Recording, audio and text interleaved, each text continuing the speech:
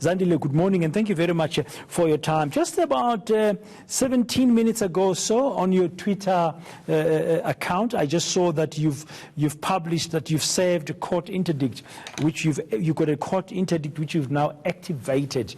Is it meant to stop this protest? Good morning to you, Budan, and to your listeners. Yes, we have, effected the standing interdict that we had, that was made a final order a couple of months late last year. So in our bid to kind of normalize and be able to fully resume our learning and teaching activities, we are enforcing the interdict. Now, what does that actually mean in practice? In practice, it means that, the students who have barricaded entrances to the campuses need to disperse and to allow for, the thoroughfare of students and staff wanting to access the campuses. This is in a bid because the interdict states that, we are not saying that do not protest, but that there is a designated area in which to protest without barricading and infringing on the rights of others to access learning and teaching. Now, I understand this morning gates to the north and south were blockaded by protesting students, and when staff tried to remove the barricades, there was some violence? Yes. So what happened was when the students started, barricading in the morning, our protection services staff, tried to clear the entrances, and then when we could see that, it had the potential of escalating into violence, a decision was taken to just, put on hold, physical access to the University for Learning and Teaching, which is why, we just, sent out something to our staff and students to say that learning and teaching can continue using other platforms like online or access to other campuses. So currently, as we speak, all the campuses of the Nelson Mandela University are not providing physical lectures. People can continue learning via online platforms. Yes, but although it's not all our campuses, the concentration of the action is particularly on North and South campus. It's not all the PE campuses? No, it's not all campuses, not all the PE campuses, but, the concentration of the actual barricading is happening at North and South campus. So only 2 of the campuses are affected. Okay. Now, why are the students protesting? Well, the students have cited, issues around safety and security. Citing some robberies and muggings around campus and in some instances on campus. And then has the university tried to help the students, to protect them, to keep them safe from criminals? Well, but then I think it was last year that we finalized a safety and security strategy that, has been under implementation.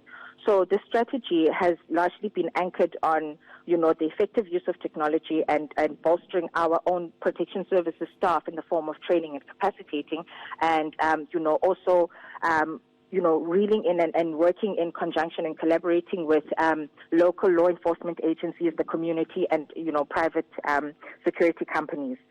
Because we are mindful that, crime is a huge challenge where no one institution kind of like has the answers to.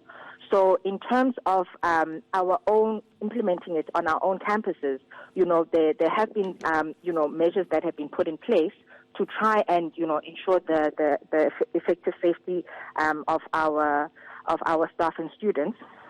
By being strict on access control and the likes, and also to ensure some sort of training for our existing protection services staff to be able to deal with the ever-changing tactics of some criminals. So it's a work in progress, a continuing work in progress.